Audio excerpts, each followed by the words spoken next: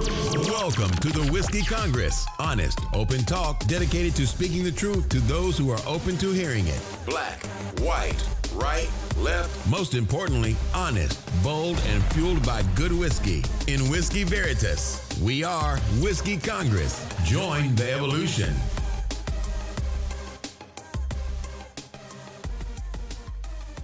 Welcome back to Whiskey Congress. Steven, how you doing today? Good, man. Long week, but it was a week where I was in the state, so that's good. You didn't get on a plane this week. No, I didn't. Good for you. That will change Monday. Okay. That will change Monday, and then also the following week. So Oh well.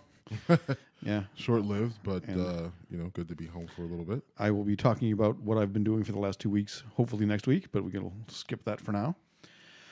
A little tease there, I guess. All right, so I have been out of mainstream communication for most of the last 2 weeks.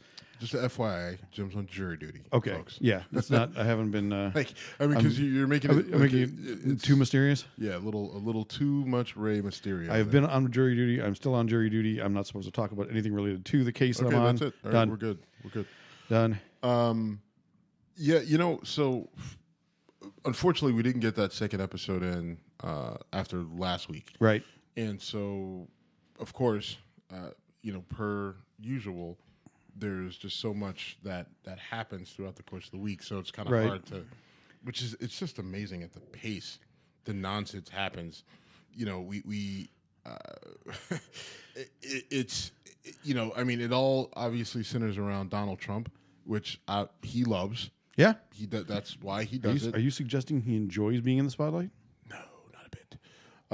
But just today, we got a couple bombshells with Trump. He decides to basically defund Obamacare or the Affordable Care Act. And there were subsidies that the government was paying to the insurance companies to help keep people's premiums down.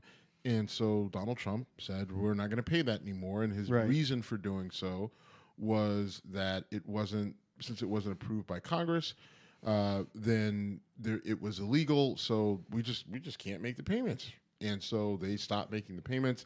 That goes live November 1st. And there's a lot of speculation as to what's going to happen. Obviously your far left Democrats are saying that people are going to instantly die and not have health care, and people are going to be ripped out of dialysis chairs and punted downstairs and ran over by dump trucks. And then the conservatives are saying nothing's going to happen. It'll all be fine. But Democrats need to come to the table.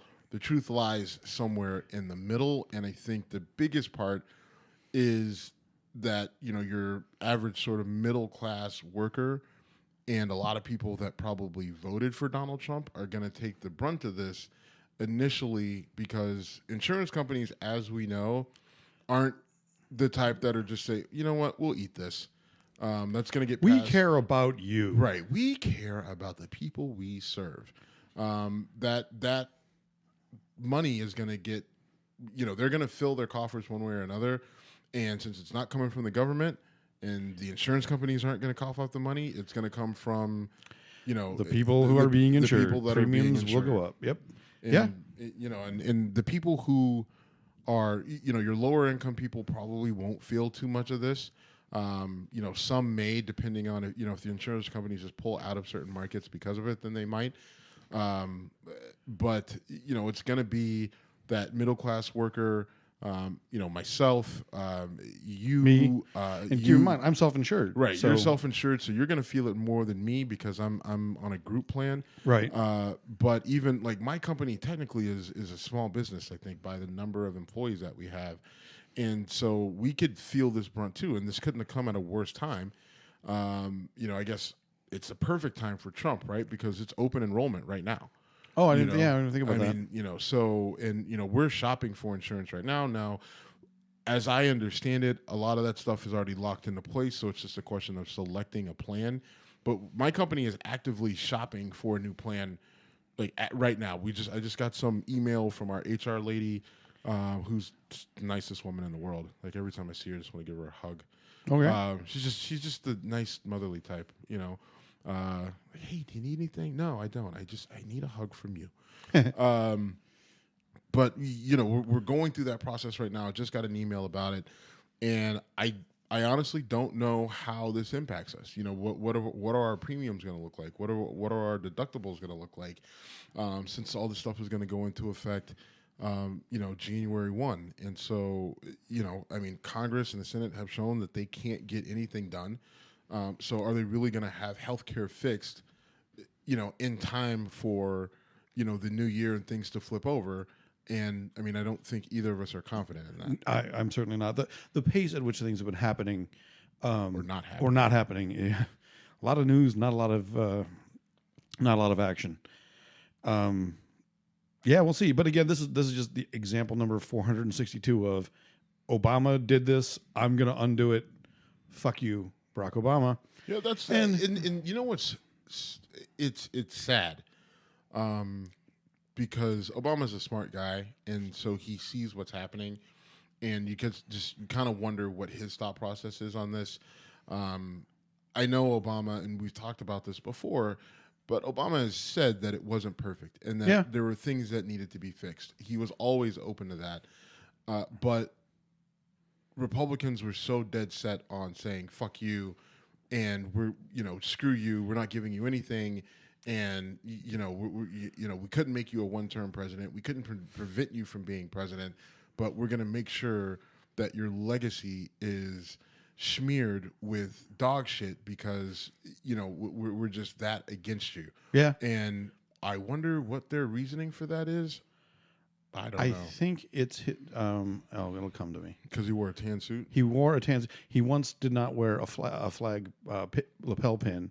And I think that was the number one thing that really motivated all that. What it is, the revisionist history is so funny to me. Like, I'm seeing I have way too many Trump supporter friends on Facebook who are bemoaning this president's been treated worse than any president ever.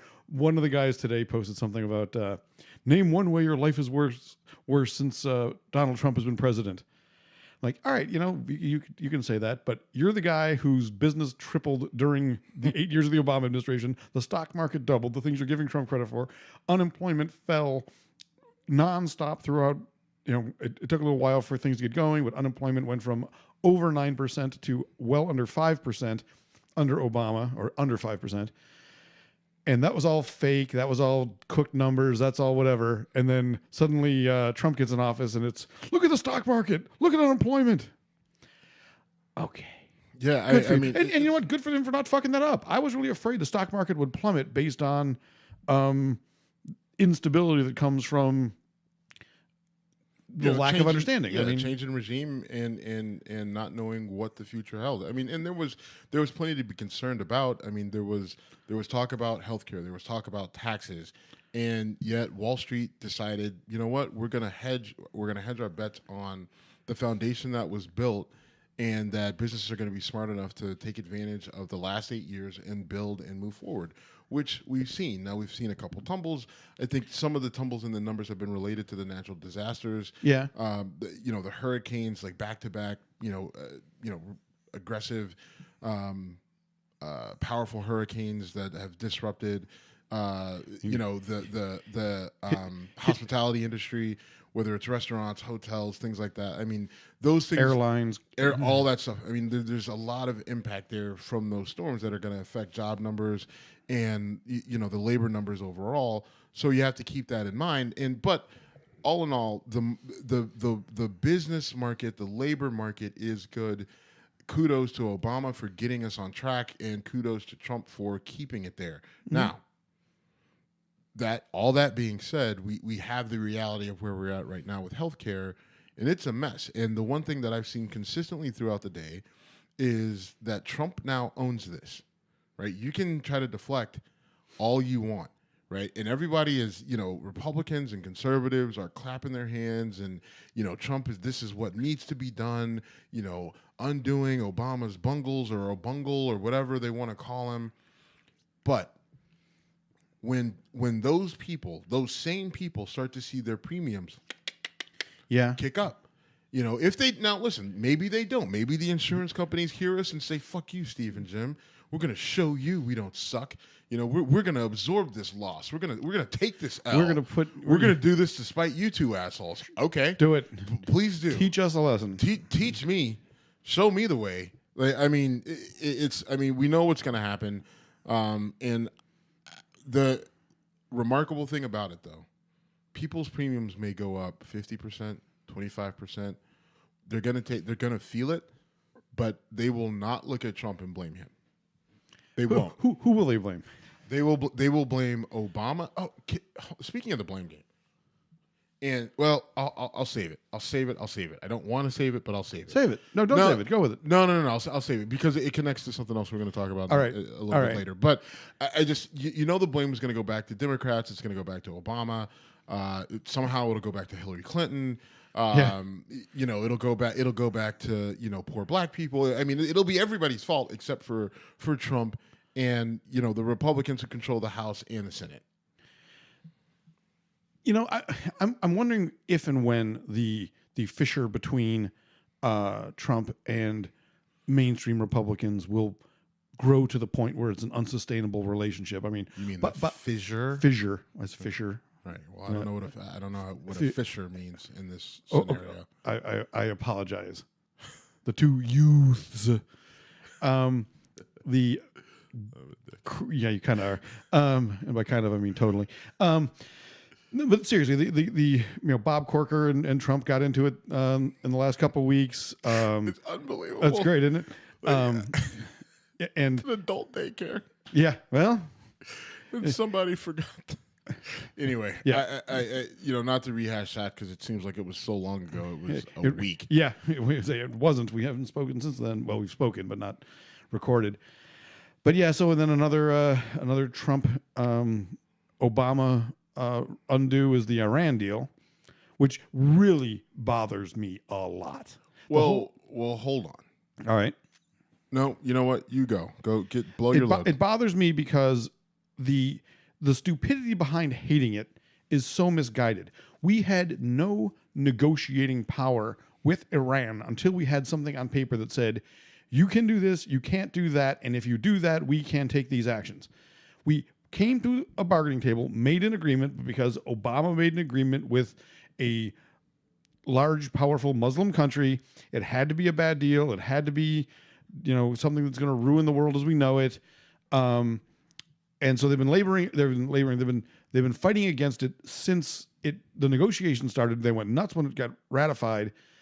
And if you just pull out of that, you lose the negotiating power that you have to say, hey, Iran, if you do these things, we have an internationally recognized legal right to impose sanctions or worse.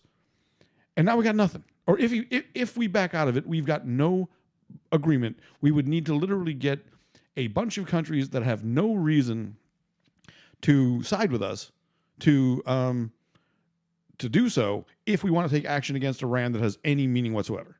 So failure to make a deal is my point. So let's look at what happened. I think a lot of it is how it's being portrayed in the media. Okay. Right. The president did not recertify this deal, right? Like one of the built-ins, it was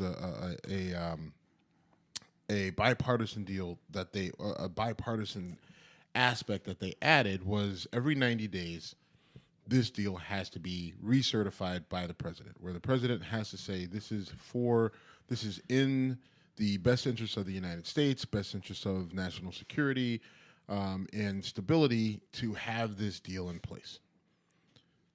Donald Trump didn't recertify, says it's a bad deal. Okay, now it's in Congress's hands. Congress now has to figure out what to do.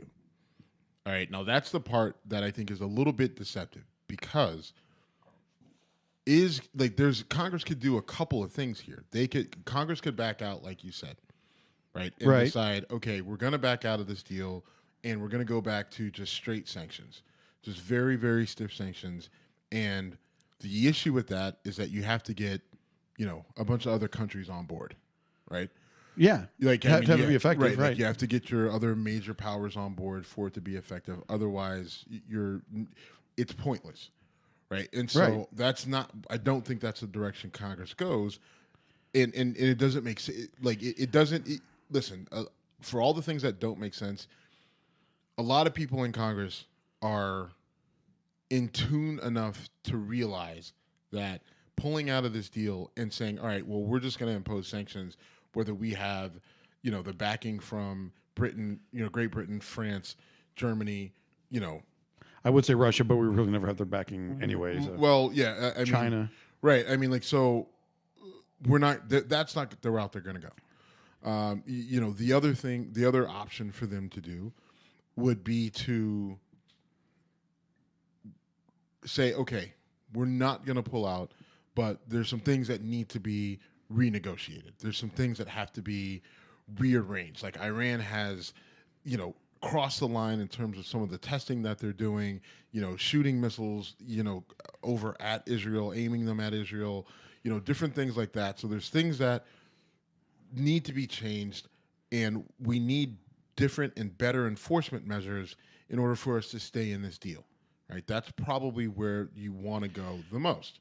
My fear is that political pressure to be as anti-Islam as possible will push the majority of the Republican Party in that direction. Just you need to look tough on, and I hope I would love to be wrong. Love to be wrong.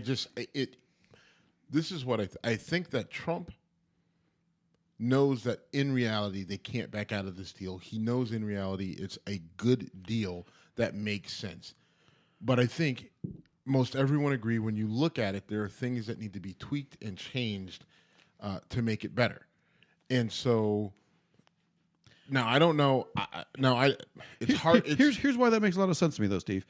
If so, what you said is something I did not say, and that is absolutely true. That he really kicked it over to Congress, and by kicking it over to Congress, he can't lose. Right. He can say, "Listen, I did what I said I was going to do." And then Congress comes back and says, "All right, well, we can't back out of the deal. That doesn't make sense. We have to go back to the table." Then he can say, "Hey, I did it. We Congress failed us again." Sad. Right, but then Congress. But if Congress comes back and they renegotiate the terms, make it a little bit better, he can claim it as a win. My leadership drove this right. It's good. Exactly. And I'm not opposed to them going back to the drawing table and saying we need more enforcement power. We need a stronger ability to act when Iran does something that is out of line. Does a missile test or, aims missiles at Israel and shoots them and with, shit painted across the missile that says, death to America or Israel. Death to Israel or what have you. It is funny to me. I've been out of the loop for the last 2 weeks for the reasons we mentioned earlier. So I don't see any, I'm not playing with my phone during the day. I'm not getting daytime news. I'm getting home and I'm so stressed out that I'm power drinking. That's too much information. Sorry. Talk about that. Okay. What's that? We should probably talk about that. What, me power drinking? Coming home, sitting by yourself, power drinking? No, not by myself. I've been out with other people, but it's been literally from court to a bar. It's been all right. And I don't remember where I was going. That could be related to the power drinking, but yeah, I've been out of the loop with day-to-day activities. But we don't talk about the Middle East much at all anymore. Between hurricanes, Trump, other thing, I guess ISIS did pop up its head when it claimed to be responsible for the Vegas shooting, but I don't think anyone's taking that seriously. And the other thing is that, listen, to Trump's credit, the U.S. military has made some pretty strong strides against ISIS in a number of different, regions to upset and, beat down the stronghold that they had. And so it's not being covered well by the media. There's so much other crap that they are covering, and this is where the media, I believe, is letting us down because they are covering every single little, jingle of the keys, right? Jingle of the shiny object that Trump does. They miss the actual. Because he's doing a lot of dirt behind the scenes that really needs more exposure, like what's going on in the Department of Justice, what's going on with civil rights, what's going on with the EPA, which is the one that fucking. They're pulling back a whole bunch of fossil fuel restrictions, right? Again, put in place under the Obama administration. But I mean, coal country happy. So you have all that's going on, but what's going on with the military and their fight against ISIS in the Middle East is worth noting. That's important. And what's amazing is that it's not even being covered by your conservative news outlets. Like Breitbart isn't even talking about it, or Fox News, or anything like that. Like they're not pointing to that as a victory. Like if you really wanted to at least try to say, all right, let's make this president somewhat palatable. Let's find actual good he's doing. Then go to the actual good. You don't have to make it up, right? Which is what I feel a lot of the conservatives... Making it up is so much more fun. Well, I mean, obviously, apparently it is, because that is what is going on. They're just... well, I don't know what I was about to say made no sense. So can I tell you? I'm borderline curious. Okay, you need to be, and you need to question me afterwards. But they're shoving a banana up your ass and telling you it's a dick. Like, okay, I regret asking you. I don't know how that. I don't know how that helped anything. That did not help anyone in any way whatsoever. Right. I don't know. I don't know. Here's my problem. I'm tired, bro. Questioning you means you're going to answer that, and I'm more afraid of the answer as to why. Okay. I don't know. All right, speaking of bizarre sexual innuendos, let's talk about Harvey Weinstein for a minute. That's beyond bizarre. Okay, so I wrote an article on this on Whiskey Congress. It was kind of brief and to the point. So my thing is, you and I are objective on Harvey Weinstein. Yeah, we have no connection to Hollywood. We've both been to Hollywood, but no one has beat down our door to be the leading man in anything. I think my window's running out for that, sadly. Right. Well, it depends. I mean, there's some actors who come of age. This is going to go bad. All right, later. But neither of us are leading man material, so we don't have any connections to Hollywood. I mean, it's not something, we're not going to sit there and defend all things Hollywood furiously. So for me, it's very easy to say Harvey Weinstein, if these things about you are true, which they seem to be. They certainly seem to be. Then you're a despicable predator. You need to be prosecuted, and you need to go to jail. I have no reason to defend him. I don't. I have to. My thing is, I want to avoid there's a faux pro-feminism vibe that comes out of males on the left. It doesn't feel sincere. It doesn't feel legit. It doesn't feel honest. Things like this happen and they scream outrage and, oh my God, and oh, you gotta, and they're full of shit. Like Ben Affleck is a perfect example, right? He's 2003. He's feeling up some actress that he was with on MTV or whatever. He's apologized, Steve. Oh well, he apologized for it, and then 2 weeks ago. Yeah, right. And then Rose McGowan she points out the fact that I told you about Harvey Weinstein 10 years ago, and your response. Oh, if he touched Rose McGowan, I will fuck him up on general principle. Who? Rose McGowan. No, I'll fuck up Harvey Weinstein. Oh, he did. According to her, I love Rose McGowan. According to her, he raped her, and she is going back. She got banned on Twitter because she went off on Ben Affleck she said some pretty harsh things, and Twitter banned her or suspended her. Right. Which, I thought was pretty inappropriate by Twitter. Because we're having a policy, we want people to curse less and get the fuck out of here. Fuck that Twitter, right? Like Donald Trump literally almost started a war with a nuclear war with North Korea over Twitter. You didn't ban him. She got raped or allegedly got raped by someone and is calling someone else out for it, and you're gonna ban her? Like, what the hell is that? So.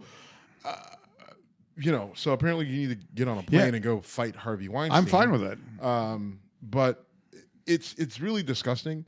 You listen to these stories now, and what strikes me is all these different women. You know, yes, they're all Hollywood. That's what connects them, but they all tell a very similar story. They end up in a room with him one-on-one. He takes off his clothes. He puts on a rope, asks for a massage, or, you know, does some form of jerking off or masturbating in front of him. It's a consistent story across the board from all these women. You can draw a parallel down the line. Like I was reading on The Guardian, all these stories, same thing. I was left in a room alone with him. He took off his clothes. He put on a rope. He asked for a massage. And I ran. I locked myself in the bathroom, or I didn't run. I did what I had to do. Right, yeah. I felt pressured. I worried about being banned from the business. All that stuff. I mean, it's just it's awful. It's depressing. It's sad. It's frustrating as a man because you know I'm a man with a daughter, and my thought is, my God, if that were my daughter, if I were Rose McGowan's father.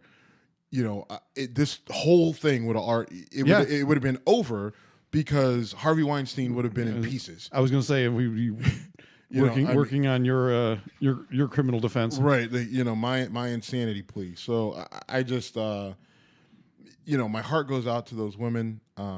It's and I don't know if I even want to get into the blame game in terms of who knew, who didn't, because you don't know. Yeah, that's tough to do. You just don't. One thing I do want to hit on, though, because obviously, Hollywood liberal elite Harvey Weinstein gets exposed for being a serial predator. I mean, well, I guess I'll stick to the word alleged at this point, but I don't think I'm overreaching too far. And some of the right wing media folks are just are just giddy with the, liberals, look at your guy. What do you want to do? I'll tell you what, you want to fire him and prosecute him. We're not defending this cocksucker. Right. I mean, and it cracks me up that they think that there's a double standard here. No, we didn't nominate that same guy to be president, you fucks. Right. I mean, there's no, I mean, we've known about Bill O'Reilly and, his actions for a long time. I mean, there were settlements, there were accusations forever that were very public. We had audio tapes of him leaving unwanted, really dumb sexual innuendo voicemail. Right. I want to rub your back with a falafel. Okay, that's Greek food. You've got great boobs. I want to rub your boobs with a falafel. Well, falafel's not Greek, but it's Middle Eastern. Mediterranean. All right, Mediterranean. Well, which is Greek is See, that's some shit you would do to me. Yeah, it is, and you would go "fuck you" and lose. Right, Yeah. exactly. Okay. See, notice how I stayed nice and calm. Look at that. Look. Okay. Congratulations, you've proven you can be a dick too. Well done, Steve. But yeah, a falafel on your boobs. So Bill O'Reilly, what a fuck. So we're digging out some oldies but goodies here. But to me, I don't think that there's a double standard. I think that most people want to distance themselves. People are saying, "Oh my God, everyone had to have known." Now, this is where I can get with the. This is where I have where I do kind of gravitate a little bit towards the right wing in that. Listen, in this day and age, stuff leaks, stuff gets out. TMZ gets a hold of information, and they run with it. They don't care, and it doesn't take long for this stuff to leak out. So I find it hard to believe that over the course, there's accusations going back to at least 1998, so going back 30 years of this, or 1988. 88, okay, wow. Okay. Yeah, there's stuff going back to the late 80s of what he was doing. I find it hard to believe that nobody knew. That nobody had an idea as to what was going on. Is it hard to believe no one came out, though? Because, again, he was such a powerful figure in Hollywood, and there's such a high reward factor. It's not hard to believe, but I just find it odd that no one, like a TMZ, who they seem to not have any. They don't care. They'll pull anybody down if they get dirt on you. Their main goal is to make money off you and bury you. So I just find it strange. But TMZ is, I think they're out in Hollywood. They're based out there, and maybe maybe you got to wonder if there's some financial influence over them. Yeah, exactly. That's and that's where you have like something like this. There has to be a concerted effort for something like this with so many women. These are just the women that have come forward. Who knows how many women, unnamed women, who haven't said anything, who are saying, I want nothing to do with this. Right. I don't want someone ripping through my personal life. Women that didn't become starlets, that women maybe who rejected his advances and we never heard from. And, so it's just, for me, it's hard to believe that no one knew. And it does make you question a Meryl Streep. Like Harvey Weinstein did a lot for Meryl Streep. She just got a Lifetime Achievement Award in Hollywood. She referenced Harvey Weinstein as a god in one of her speeches. She literally said, "How long ago was that? Do you know?" That was 2012. I think, okay, that's way too fucking recent. Right? Like, she said he is a god. Like, so it's just you have to start to question. Now people are saying, oh, Hillary Clinton and Obama, they took money from Harvey Weinstein. Listen, I don't know how close Hillary Clinton is to Hollywood. No one's putting Hillary in a movie. Barack's not, he's only come onto the scene in literally like the last 12 years. I don't think that he's connected to Hollywood, that the political types are going to know. Hollywood is generally very liberal. We know that. Right, liberal and rich. Right, but I don't know. I don't know if I can make the leap to, and this is what I was going to talk about earlier.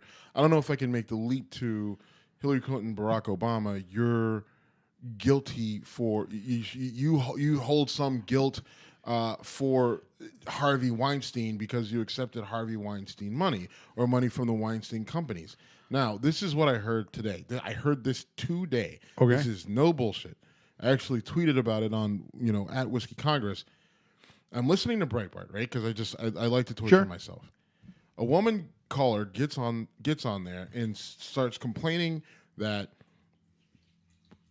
we should be blaming Hillary Clinton and Barack Obama for accepting this money. There's a double standard, and the pro-feminists and the feminists out there, they're all so full of crap. All these female actresses, Gwyneth Paltrow and Angelina Jolie, they're talking about feminism and women's rights, and they're getting raped and not telling anybody. They're just as bad as Harvey Weinstein. And this is where it comes in, right? Like, so this is already like, whoa. That was whoa. Big Eyes from Jim going, that was as right. bad? Okay. Right. Okay. They're as bad as Harvey Weinstein because they didn't say anything. And then she goes to, and another thing, you know what I'm tired of too? I'm tired of these black women and these black women congressmen talking about we're holding black women down. I mean, nobody cares about black women. I mean, it's just everybody's got a chance. Everybody's got the same equal fair chance to work and do what they're supposed to do. And all you got to do is just work hard. I'm tired of it. Like, okay, wait. I'm sure there was a strong objection by the Breitbart host. Well, no, they just he hung up on her and was just like, "Great call, Alex Marlowe." Okay. So my thing with that was it's just like, so wait, hold on, now listen. Great caller. We need more true Americans like you. Yeah, exactly. And it's just like, what the fuck is the connection there? How did we get to how is this black women's fault? Like, I can guarantee you, Harvey Weinstein probably didn't try to sexually assault any black women. Right? I mean, there's not that many black women in Hollywood, and see if Halle Berry pops up on the list. Oh well, yeah, maybe. I don't know, but she might have solved all this. And Halle Berry is a Cleveland chick, man. She might have just cut it off and solved all the problems. So I don't know if he tangled with her, but I don't know. Harvey Weinstein doesn't seem like the. Of course, we're going to talk about somebody in a few minutes who you wouldn't anticipate was into the darker berries, but. I don't know if you're doing great teases or awkward segue. I don't know how to classify. All right, so we got to talk about Eminem real quick because Marshall Mathers, the real Slim Shady. This may or may not surprise you. I was actually a big Eminem fan back in his day. What does that even mean? Because that's one of the few rap artists that was like really big in my early mid 20s, and I actually own Marshall Mathers. I own Eminem CDs. The Marshall Mathers LP. Yeah, I got a few of them. So anyway, I just thought to be surprised because it was me listening to rap music when it was actually cool. Okay, all right. Somehow you just made it uncool. I can do that. That's one of my superpowers. Right. Making things uncool. Right. Like you're like a super microwave. All right. Anyway, I don't know what that meant. So Eminem came out and did You're a super microwave. You just made a whole genre of music uncool. Uncool. All right. So Eminem came out, did a Trump trashing. It was kind of like it was. I guess He was doing old school Eminem. It felt like it felt like almost a cross between a spoken word freestyle, and he did it in a way that pretty much only he can do it. I will go down and say that he is arguably probably one of the top 3 lyricists in hip hop history. There are people who will argue with me on that, but my thing is, you can argue with me all you want, but go ahead and try to argue it with him. Or matter of fact, argue with the guys he destroyed. Or pick your rapper to go up against Eminem in a freestyle back and forth old school battle, and you find the guy who you think who can go toe to toe with him, and then we'll talk. And I will try to find this video I watched a while back. It was basically a bunch of really successful rappers talking about how they wanted nothing to do with a rap battle with Eminem. Like, they wanted nothing to do with getting on his bad side. They didn't want him spitting rhymes, if I may, at them. I did. Yes, you heard that. Yeah, but I mean, I'm trying to remember who the artists were. It doesn't But there was a matter. bunch of them going, I want nothing to do with battling out with him in the public. And he so just, now, he's obviously he's a white drop of milk in a chocolate bowl, but he's very good at it, and there's a reason. There've been other white rappers who just weren't as good, and he's just up there. He's not only good for a white rapper, he's good for a rapper. He's just one of the best. But that being said, he came out and I think we can go into the deeper conversation about white privilege, but he articulated a lot of things that a lot of people in the black community and other communities have been saying about Donald Trump and this presidency and this this alt-conservative movement. I don't want to say alt-right because that's a specific group, but there is this conservatism that is coming about. That is, we are anti-politically correct, and we don't care what we say, and we are very nationalist, populist, and America first, and white Americans first, and why should we have to take a hit? Like that whole why can't we have white lives matter? That whole thing, there is that movement, and so Eminem comes in and he's able to say things that people in the black community and people, like I said, in other communities have been saying for a long time. But he says it his way, in a way that, which is, it's so bizarre, right? Because we're talking about rap. You see the video. It's him in a parking deck in a parking garage, lined up with a bunch of old cars, from the 80s, I don't know. They're not antiques. And they're not historic. They're classic cars. Yeah, they're classic cars. I saw, one of my favorites, that 88 Regal. Oh God, what's it called? The Interceptor. No, it'll come to me. All right. But anyway, but you see him and he's surrounded by an intimidating group, an intimidating looking group of black men, and they're all dressed in black, and it's just him, and he's more in the forefront. And he starts to rhyme, and it's a weird cadence. He goes off in short bursts, but in each burst, it's pretty much an assault on Donald Trump. And I mean, he's Eminem. He really doesn't care about. He doesn't. You want to talk about someone who doesn't care about political correctness. Eminem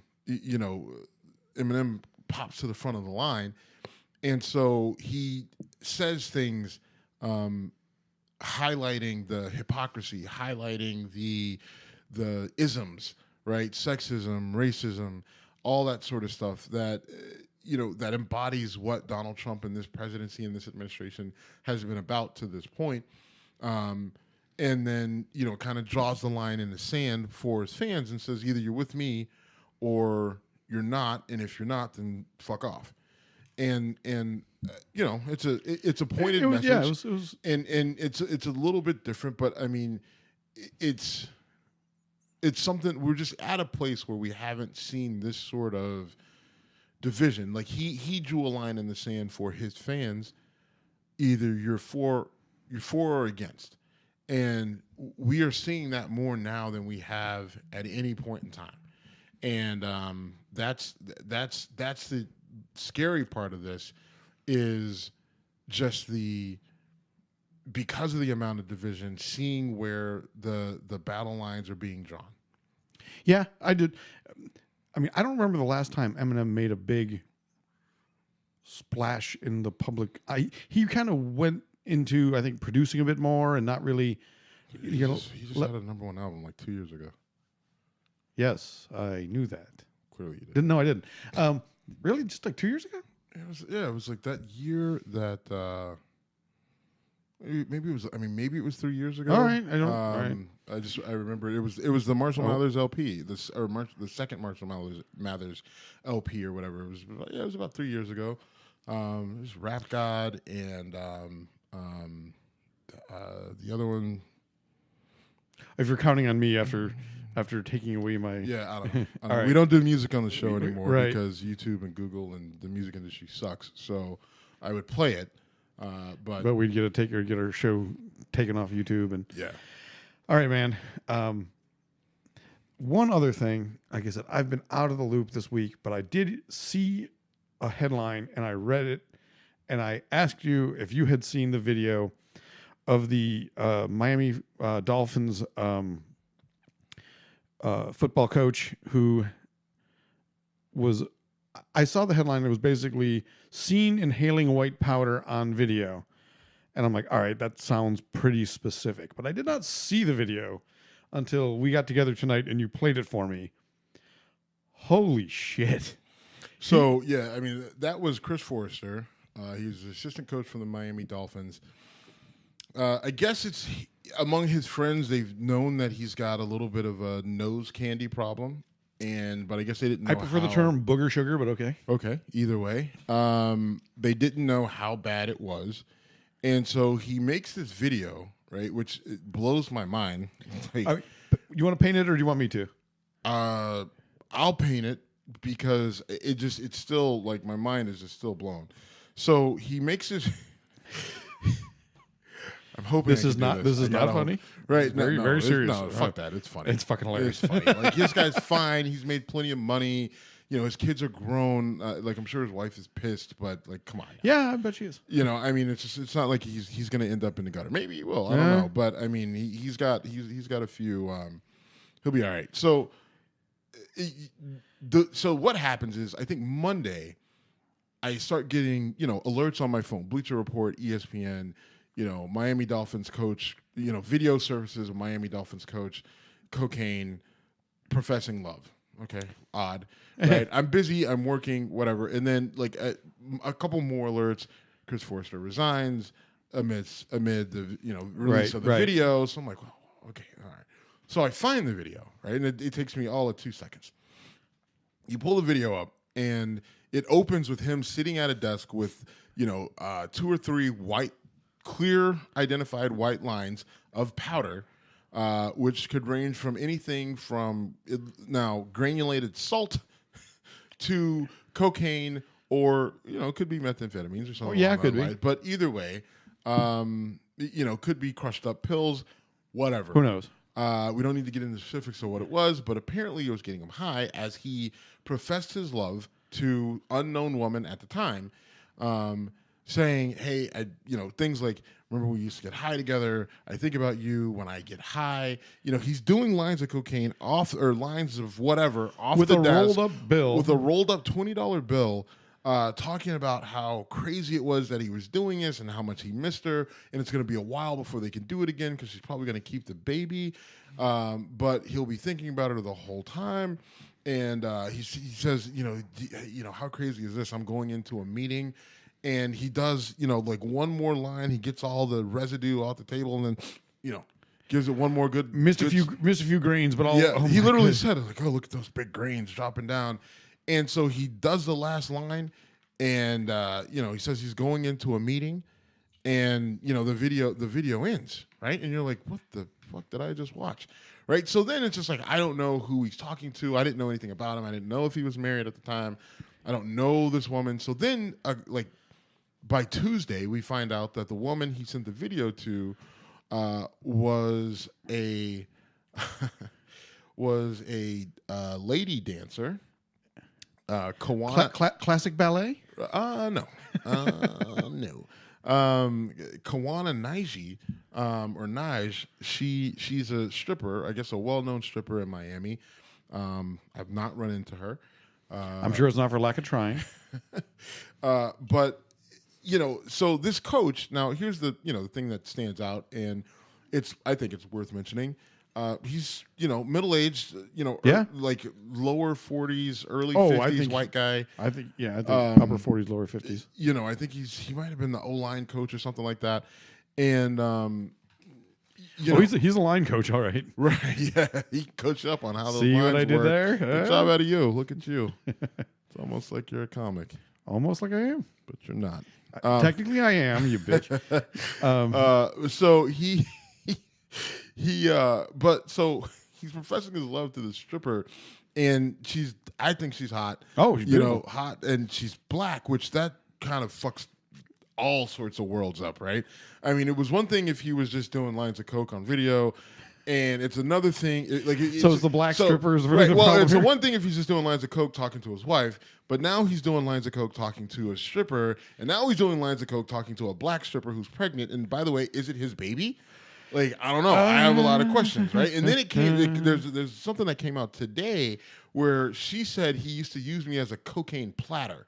So he would put the lines of cocaine on her body and do them off of her, right? Like, I mean, so all right. I'm not going to lie. That not encouraging that behavior in any way. You know what? I'm going to stop talking. I am going to stop talking, but I've got a very strong visual in my head right now, and that's all I will say. Well, you can save yourself by saying maybe you got that visual from Lord of War. Oh yeah, that's right. That's right. I'll help you out there. No, You're welcome. I love that. Thank you. It's almost like you're a movie critic. I know I'm not. But yeah, so that's kind of the bizarre, Weird. I don't even know I don't even know how to classify that. That's just like, I mean, because here's the thing: has this guy not been so brazen as to make her a video and send it to her, he'd still be coaching for the Miami Dolphins right now. Yes. Right now, her thing, the stripper, her whole thing was, she's like, listen, the reason why I did this is because the players are getting all this heat for kneeling, but this is what the coaches are doing before the games. That's how it got out. That's how it got out. Fuck, I didn't know that. That's how it got out. She said, this is what the coaches, he's not alone. Goodness. He's not alone. There are other coaches who are doing this, and if it's not snorting, then they're popping pills or whatever they're doing, but that's how they function because, I mean, in a coach's life is crazy. Yeah. These guys are on the road, they travel, they're scouting, they're game planning, they're practice, watching videos late at night. Watching film. Yep. And so, yeah, I'm sure they do need a little bit of a pick-me-up, or a lot of bit of a pick-me-up. Doing it on video, professing love to a pregnant stripper. That's probably so. That's how it got out. She said, "Enough is enough." With oh my goodness, yeah. I was watching a few minutes of the show with your least favorite black sports journalist, Jason Whitlock. Ooh. My least favorite, or one of my least favorite sports journalists, Colin Cowherd, and they added to their show that day. I almost want to try to get this in like. If I try to make you guess who would be added to that show that would make you hate it even more than Colin Cowherd and Jason Whitlock, you'd have to go a bunch of guesses before you got to Rob Ryan, but you would eventually get there. And interestingly, I want to say it was Whitlock said, I'm not going to ask you to respond to this because I don't want to get you in trouble, but I doubt this is that rare amongst coaches in the NFL. Okay. And Rob Ryan said, what was his response? He accepted the opportunity to not respond, and I plead the fifth. Fifth. Oh boy. Yeah, I mean, I don't think I But I mean, what Whitlock said that I thought was probably actually dead on, and you see it a lot in the show Ballers, and I think that show has a lot more truth to it than not than the NFL would like to admit. Yeah, and but you got to be careful because the NFL gets real touchy about that shit. And yet they've seemed to sign on with that show, right? They've had lots of NFL players have gotten in there. Well, because because the fictional characters are the ones that are making the bad decisions, the popping pills, snorting coke. Right. I mean, they are very conservative when it comes to the actual player decisions. True. Although I do love Terrell Suggs on that show. Terrell Suggs gets into a fight with The Rock. He gets in a fight with The Rock. You've got him, banging the girl at the draft party, where, like The Rock comes in and is like, hey, I need you. He's like, right now? Really? Right now? Yeah. Like, okay, fine. I mean, and then, just this past season, I haven't finished, but go ahead. Spoiler alert. That's fine. I think you've seen it. It was early. It was okay. It was like in the first episode. Joe calls Terrell Suggs and he's just like, "Hey, you got to make a decision. You got to sell one of these houses." And Terrell Suggs is like, "I'm not selling one of my houses. I had a dream about whatever. I'm not selling it." Hangs up. Now I think Terrell Suggs is actually I guess was known for doing stupid shit with his money in the past, but has since become very sensible about his money and how he does things. He's got side businesses, so he's playing a character. But it's just I don't know. Hopefully, a character he's outgrown. I guess what you're saying. Yes, exactly. That seems to be the case. So you also mentioned something else to me, and I know nothing about it because I've been literally in a room. We know. But go ahead. Sean Combs, Sean P. Diddy Combs, Puff Daddy, Puff Diddy. All those guys? Biggie's assistant, that whole team of people. I know that's one guy. He's talking about, I said like it's a group of people. He's talking about starting a professional football. Yeah. And that's in response to the different things going on in the NFL with, I guess, rumors that the NFL is going to force the players to stand for the national anthem. The players saying we have a First Amendment right. Now, you and I have talked about this. We talked about this on the show. Many times. I've talked about it on social media that, there's, if the league wanted to make them stand, they would face a fight from the players' union. But I don't think it would ultimately be successful unless you just got a sympathetic judge who is willing to throw out precedent and the law and, essentially the Constitution and just say, okay, fine. So in light of all of that and, the calls that, the league is 70% black and all the owners are, rich white guys except for, Khan in Jacksonville, maybe we should look at a different sort of ownership, right? Like you take all the talent and that takes away the interest. And so, you start a black-owned league and, that pulls the interest of the black players and they start to go there. Then eventually people will come and watch because that's where the talent is. I don't know if that logic follows. I think that right now you're seeing somewhat of a revolt. Now, listen, people are saying, oh, look how bad the ratings are. The ratings are dropping. You still have millions of people watching. The league is still making billions of dollars. Will they make their they've been making $9 to $10 million a year for the last 3 to 4 years. Billion. Or billion, yeah. So the B. Billion. So the question is, what will they, will the league see a significant dip in profits? Will they dip below $9 billion this year? And maybe they will. Through all this, loss of revenue, ticket sales, loss of advertising dollars. They may take it. They may take a hit, but there's still a it's going to take a while for that multi-billion-dollar monster to come down. And a lot of the most angry people I've heard attacking the NFL are people in. Trump gave the speech that really amplified this was given in Alabama, college football town.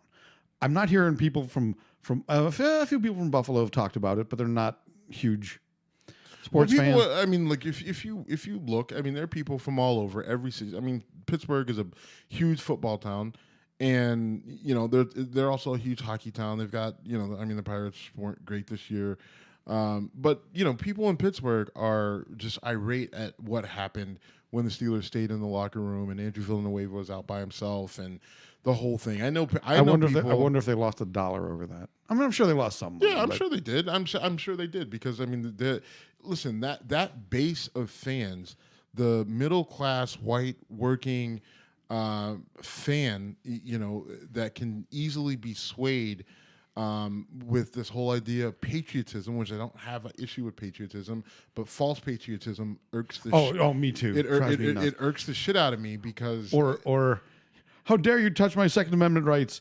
You don't have the right to say that. Okay, that's the First Amendment. Well, I mean, I'm just saying people who selectively choose what parts of the Constitution they want to thump their chest with drive me nuts. People who say, we talked a couple weeks ago about the girl who was in the sports bar when I was watching the Bills game the other day, who had her hand over her heart at a sports bar in Lakewood, Ohio during the national anthem while seated on a bar stool. If you're going to do that, girl, stand up. Well, yeah, I mean, so again, the false patriotism, the holier than thou attitude when it comes to this whole sort of thing, that irks the shit out of me, right? But the reality is that you have a large number, a large percentage of the population that think that way. That can be, you wave a flag and you show them somebody in a uniform and they'll do whatever you say. And I mean, we're seeing it. It's right in front of our face, and you can't ignore it. And they have mutated this issue. They've taken Colin Kaepernick says he's kneeling, originally sitting and then kneels out of respect because Nate Boyer talked to him and says he's doing it because of police brutality and inequality and in social injustice and oppression. And instead of actually looking at that issue and talking about it, you're disrespecting a flag, you're disrespecting the military, you're disrespecting the police. And you make a lot of money. How dare you? And you make a lot of money, so you're not oppressed, so you can't do it. And the whole circular argument, he's doing it for the people who don't have a voice. Well, he's not oppressed, and he shouldn't be doing that. And this is the country that allows him to make all that money, and he's an asshole, and blah, blah, blah, yada, yada, yada. And you get so tired of, I get tired of fighting this fight.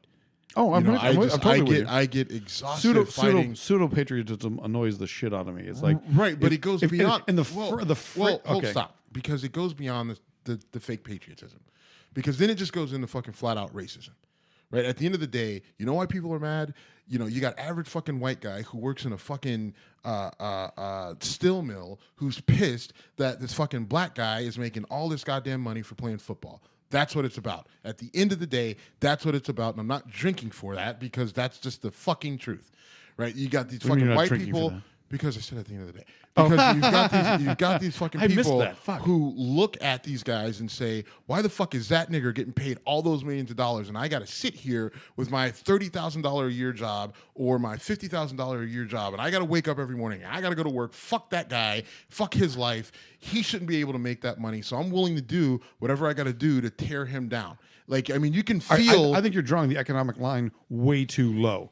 I think you get the $100,000 a year. It goes all the way through that middle class, group of people, or you have the people who make ridiculous amounts of money who are just how dare these uneducated athletes make the type of money that I make? Like I'm a lawyer, I'm a doctor, I'm a whatever. Right. Okay. I just didn't want to give it a pat. I didn't want to put this all on the coal miner steel worker. There's plenty of folks working as doctors, lawyers, engineers, finance, yes, making agreed.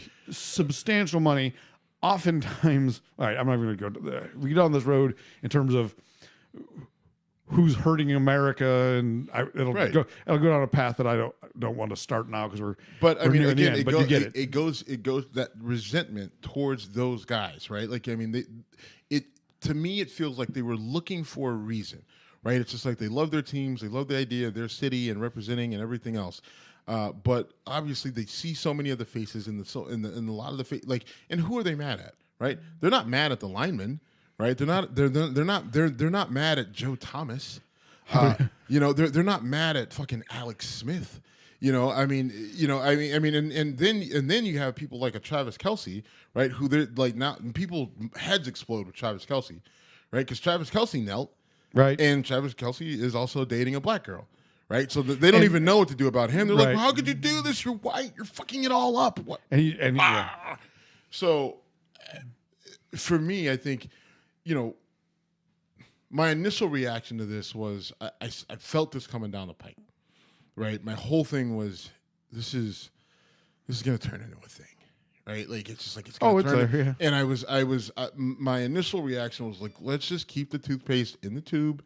Let's not turn on the hose, because once you do this, you're not going to be able to get it back in, and it's going to hurt the league.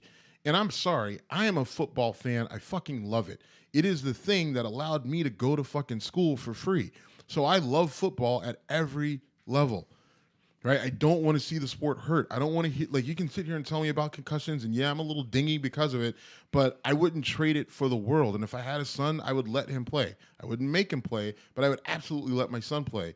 So I love the game of football. I don't want to see it hurt. I think it has value. I think it adds value to a lot of young men's lives at every fucking level. So I don't want to see the game hurt. I'm going to watch the game. I enjoy it. It brings a lot of, it's something that I share with my dad, right? It's something that my dad's been passionate about his whole life. And now you're telling me that I have to give it up because of fucking racism. Again, right? Again, fucking racism, fucking black people in the ass. Right? Like something we love, something that actually sports unifies us, right? Like what's the one thing, like shit was going downhill in, when the Cavs won the championship, but this city was brought together because LeBron and company are able to win a championship, and you shove a few million people in downtown, and all they did was hug and kiss and get drunk. It was great.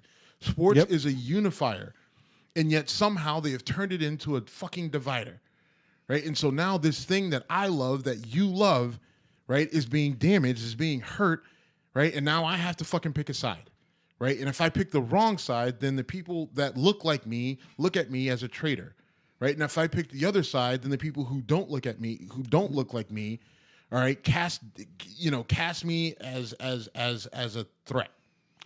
I think that the irony, or the funny part about it was the number of people calling for protests, saying to protest the racial aspect of protesting Colin Kaepernick, were pushing people like you against the wall and saying you need to jump on board with this. And we talked about it in previous shows, and it pissed you off big time. You did not do a good job of hiding that if you were trying to, which you weren't. Right. I mean, it sucks. But now that Trump has come in and been him and said, "Hey, white guys, protest against the NFL," they're spitting on the flag and whatever. Now suddenly you can protest Trump and watch the NFL. So, it's a mess, and I it's frustrating because now think about it. Like now everybody's protesting the NFL, right? Like if you're white and conservative, you're protesting because they're protesting, and if you're black, you're protesting because Colin Kaepernick doesn't have a job. Which, listen, I mean, would anybody really fucking care if Colin Kaepernick didn't have a job if it wasn't for all this? Oh, fuck really? No. Like, did anybody like in the would Brandon Whedon have a job though if it was him or Colin Kaepernick? No. Wait, what? Brandon Whedon got signed a couple weeks back. Right. In fact, one of my comedy buddies. Yeah, but think about Ty Detmer played forever. Ty Detmer sucked dick, right? I mean, like, come on now. Like, I mean, like, think about. I mean, even Cordell Stewart had a job after the Steelers, right? And Cordell Stewart sucked. I mean, like. Well, let me tell you my buddy's. But my buddy's joke was a guy who is being boycotted because he didn't respect the flag, resulted in a guy who got tackled by the flag getting a job before him. I guess Brandon Whedon ran out for the first game he ever played. You never seen that? I've seen it, yeah. Oh, my God, it's great. And he literally got taken down by the flag. So, right. Josh Morrow, good joke. It just, now, we can go down the road of, we'll look at all the white quarterbacks that get a chance and, are on rosters, and you don't have many black guys like that in the league, and that's fair. E.J. Manuel has a job. He sucks. He does, but, I mean, the argument against, I guess, the other issue is that Robert Griffin III doesn't have a job, right? And what's his? He's fine. Okay. He got benched for the Browns. I mean, that's not a good sign. He didn't have it, I mean, and so I don't know. As much as I get the socio-political aspect of it, there is the aspect that Colin Kaepernick wasn't great. Now, I kind of got blinded. Like, oh, well, he had a 90 quarterback rating. Right. He threw this many touchdowns and this many interceptions, but he wasn't great. You know, you go back and you look at it. I mean, he didn't make great decisions. He can't run anymore. His arm isn't the same. Like, he doesn't have the same arm strength. He was never really that accurate. You know, he had a great couple seasons with Harbaugh. Harbaugh got fired. Like, there's football reasons why Colin Kaepernick isn't playing, but it's hard to back that up because you see a guy like a Brandon Weeden. But the thing is that with a guy like Colin Kaepernick, you have to, you know, I'm getting sucked into the trap, but you do have to. But it is football, right? I mean, and that's the part where, like, I talk to my football friends who are very, you know, pro-black and like, this is for Kaepernick. I'm like, all right, take your fucking Malcolm X hat off. All right, and look at Colin Kaepernick as a player. And I got a friend, Chris Harris, I played with at UMass, who actually ended up transferring and going to Temple. He's actually down in Florida doing this really cool thing that maybe we can get him on the show to talk about. All right. Because it's with racing, and it's different. It's so different. It's street racing made legal. I've heard about it. Yeah, I have heard about well, this. because they did this huge thing when this last Fast and the Furious movie came out.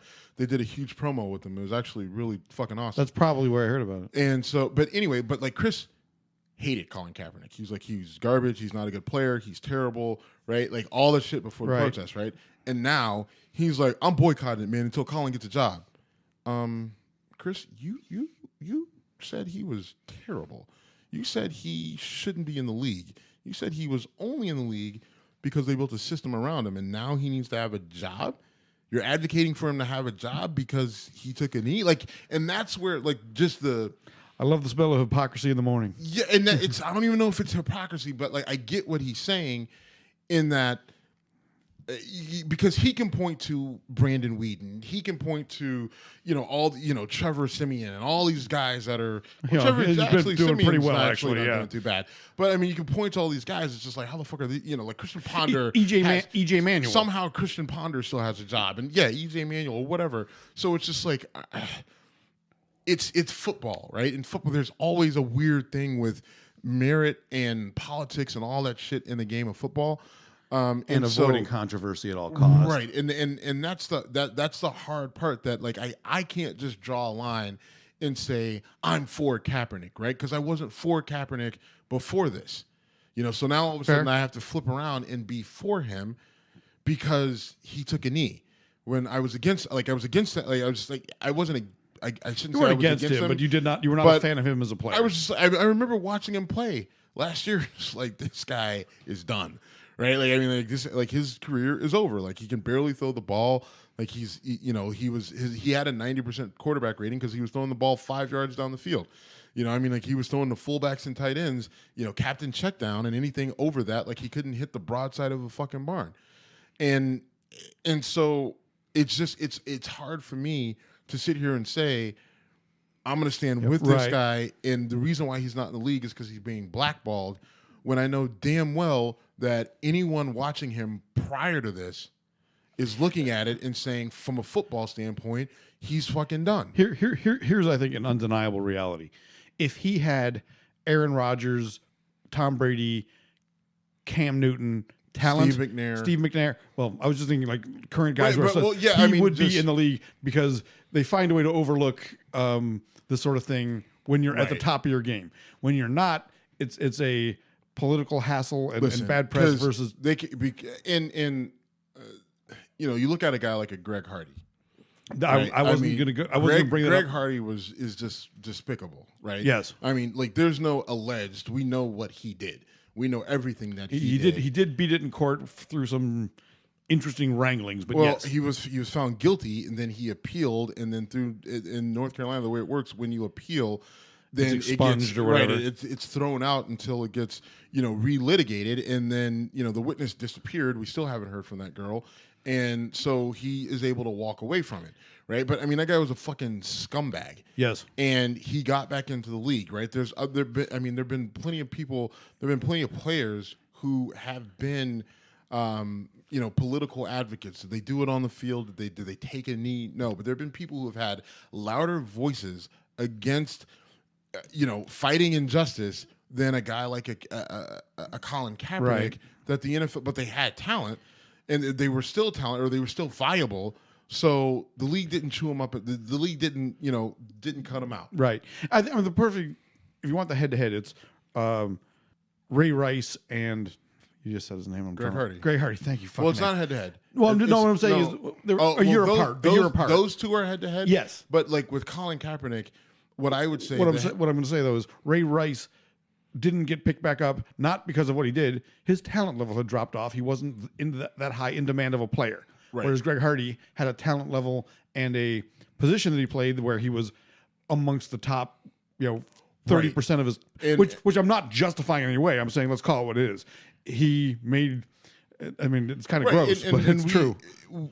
But I can go to a Malcolm Jenkins right now, who's very outspoken. Yes. Who raises a fist at every national anthem. Malcolm Jenkins is and I've talked about him on the show before. I've talked about it to you. He has talked to the Senate about social injustice. He's started programs. He's donated money. He, like I said, he raises his fist, and he's a very black man. Don't look like that's a part of this too, right? Like, I mean, because you look at Malcolm Jenkins, you do not confuse him for anything else other than a black African American man.